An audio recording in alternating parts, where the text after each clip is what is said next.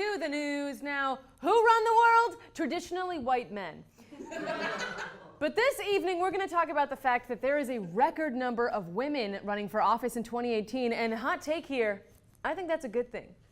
Now, out of the 41 states that have held their primaries to decide who is on the ballot, 41% of all Democratic nominees and 48% of all non-incumbent nominees are female. It's like the ballot is a new nightclub, and it's ladies' night, but the cover charge is a progressive agenda and a sensible pantsuit. And a 3-drink minimum. They're actually pretty serious about that. In 9 states, people who identify as women could soon make up the majority of legislatures. Talking about you, Maine, Colorado, Oregon, Maryland, California, Illinois, and last but not least, Nevada.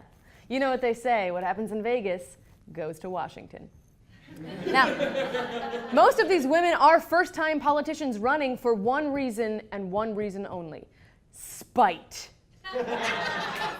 Well, also because they're dedicated to making their communities and their country a better place and want to put their ideals into action, blah, blah, blah, but also spite. Because when someone threatens to grab us by the pussy, we grab back. Now, it's what some media outlets have disgustingly dubbed the pink wave, which to me sounds like what a man would call your period on a light day. But it actually means that, like your refrigerator, women are running.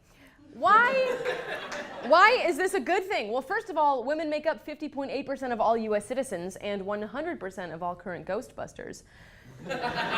So it's only fair that they should have at least half of a say of what's going down in America town. But we don't. In fact, in the Republican Party, only 12% of senators identify as women, where 14% identify as John.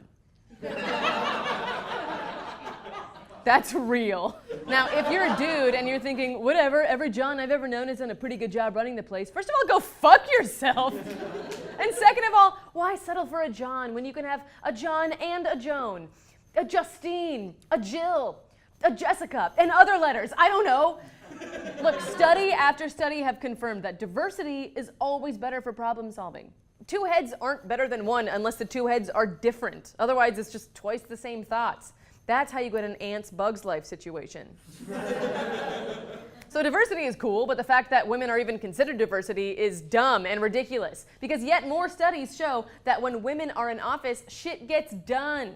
A study published in the American Journal of Political Science found that women in Congress sponsor and co-sponsor more bills than their male counterparts. In fact, the average female senator co-sponsors 6.29 bills with another Senate woman, while the average male senator co-sponsored only 4.07 bills with another Senate man. Proving once and for all, who run the world? Still white men, but things are changing. Also, studies show that women are more collaborative. So not only will they work with like-minded people better, but they are far more likely to reach across the aisle to get it done. That same study showed the average female senator co-sponsored 171 bills with a member of the opposite party, but for the average male senator, that figure was 130. So women can put their differences aside. I mean, take me, for example.